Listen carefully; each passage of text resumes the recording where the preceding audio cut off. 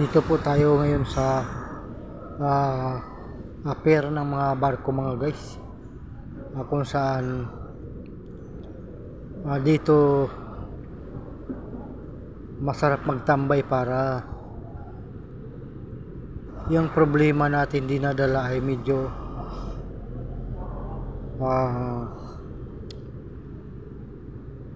mabawas-bawasan at tumingin sa malayo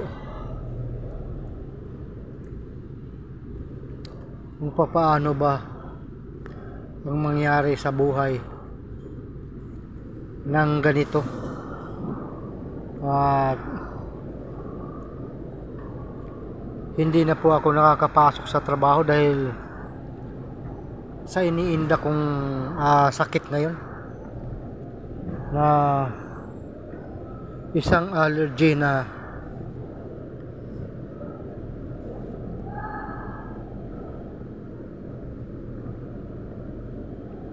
wala tayong ma-afford na gamot at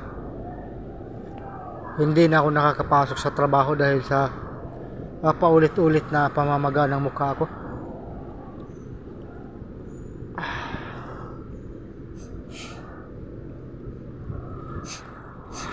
Kaya hindi na po ako nakakapag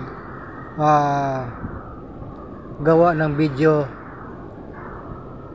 kung saan ako nagtatrabaho, na kung saan doon sa elevator doon ako nagbubuo ng video.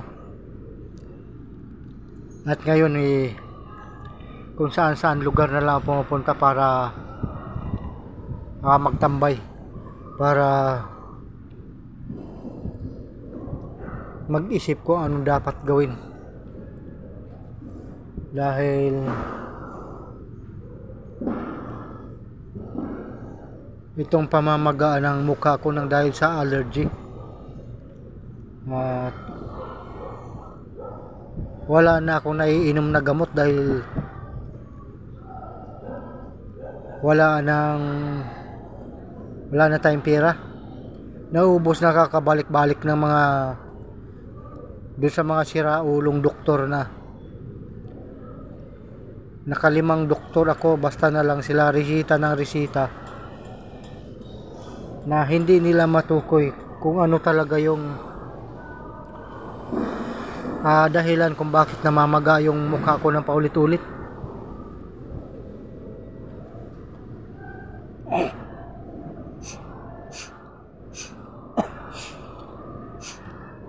Ito ay mahigit 3 months ko nang dinadala diyan sa mga siraulong doktor.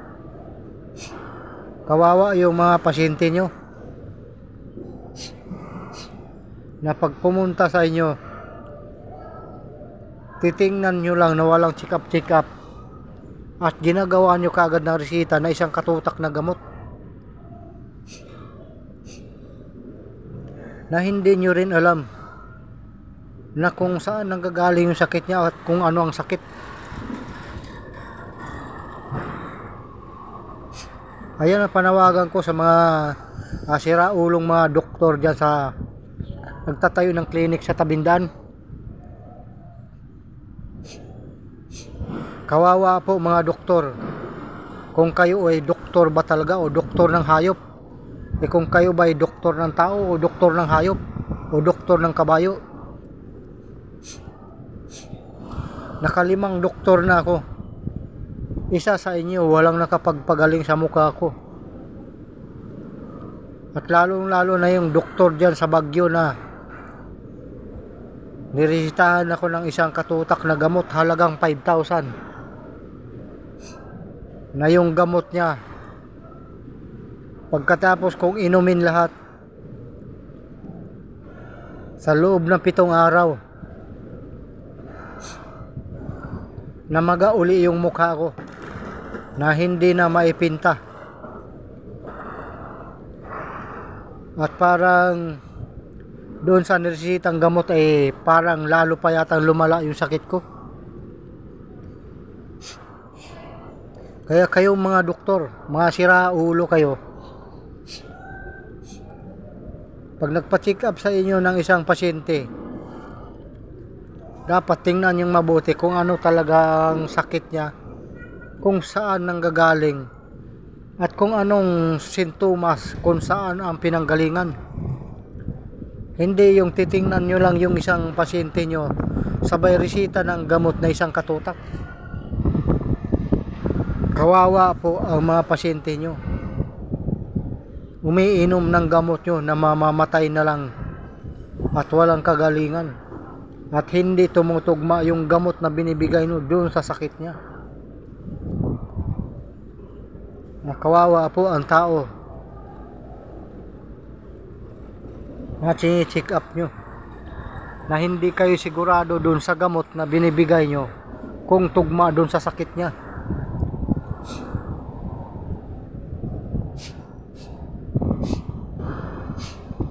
Kaya kayo mga siraulong doktor, makonsensya kayo sa tao. Lalong lalo na ang tao na wala nang hanap buhay, hindi na malaman kung saan kukuha ng pera dahil hindi na nakapagpasok sa trabaho nang dahil sa paulit-ulit na sakit. Maawa kayo sa pasyente nyo. At isa po ako sa naging biktima nyo na ngayon. Halos 3 months na mahigit na hindi nakakapagtrabaho nang dahil dun sa sakit na pina-check up ko sa inyo. Ririsitahan nyo ng isang gamot, pagkatapos ko inumin, lumala pa yung sakit ko. Kaya kayong mga doktor, dapat sa inyo idemanda sa ginagawa nyo sa mga pasyente nyo. Kawawa ang mga pasyente nyo, hindi malaman kung talaga kayo pa talaga o lisensyadong doktor o hindi pumasa sa pagkakadoktor at kayo ay nagtatayo sa ng clinic sa tabi-tabing daan. Ayan lang ang masasabi ko sa inyo mga doktor.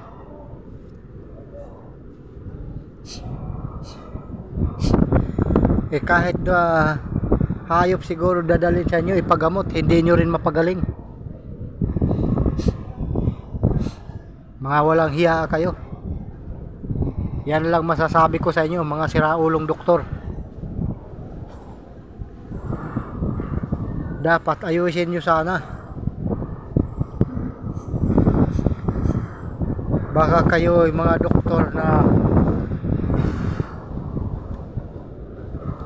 bumagsak sa pagka-doktor tapos pinipilit nyo pa rin na mag-doktor yung sarili nyo. Maraming salamat mga doktor. Sana magtagumpay kayo at sana magkasakit din kayo ng katulad nitong sa akin.